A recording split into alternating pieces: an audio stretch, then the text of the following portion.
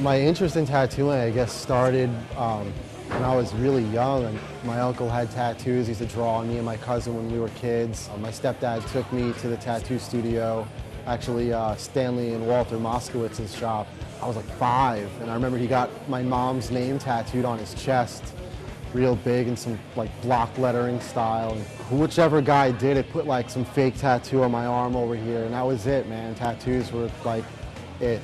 My apprenticeship kind of consisted of, you know, doing some drawings and, you know, for the people that work there for their tattoos or whatever, and cleaning some tubes. It was like a 2-week thing, and they were like, "You're ready, kid.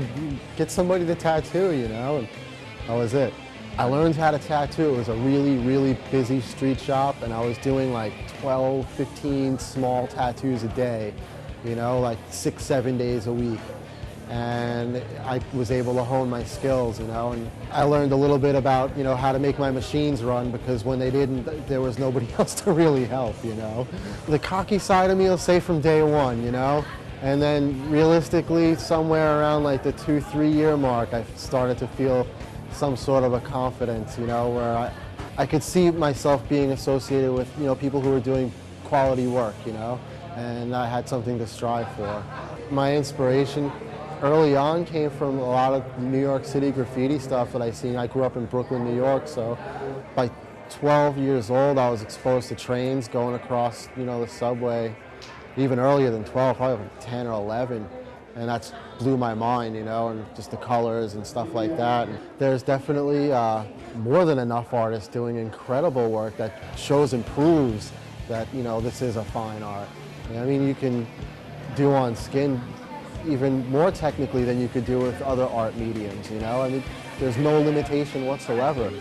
Artists have figured out how to make a tattoo look like a watercolor painting, an oil painting, a photograph, you know? I mean, when you can make a tattoo look exactly like a photograph that you've taken with film, then what else is left? Tattooing for me is a high honor.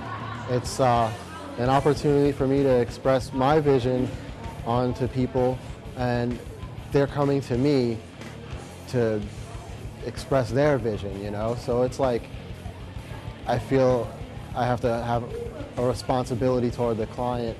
When we're doing a piece now that's coming from the ankle all the way up, all the way across, all the way back down. And when he said, "What do you want?" I said, "What do you want to do?" And also to realize that it's not just my art either.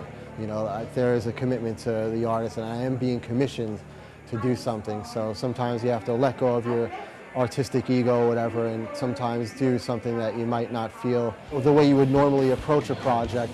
But then sometimes when you being forced to approach something a little bit differently, sometimes it brings out like this little bit of magic that you would have never thought of on your own. So every tattoo is kind of like a little hybrid project between you and the client.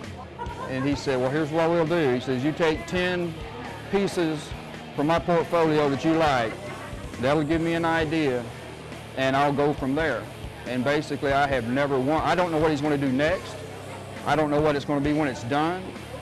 And that's kind of, for me, it's kind of the part of the thing. It's almost a spiritual thing. It's like putting your hands into somebody, just like having the faith to step out and just let them do it. I think it's the key, you know. Without that, there probably wouldn't be anything except for artists making monuments of their own work onto people. And I don't really feel that that's necessarily what tattooing itself is about either.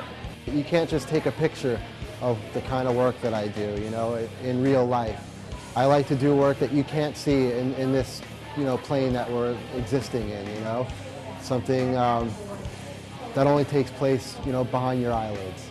A guy approached me a few months ago about becoming a part of their Proton Press project and putting out some sort of art book, which I plan on really diving into my oil paintings this year and focusing on getting as much done so I can have something to show everybody with this book.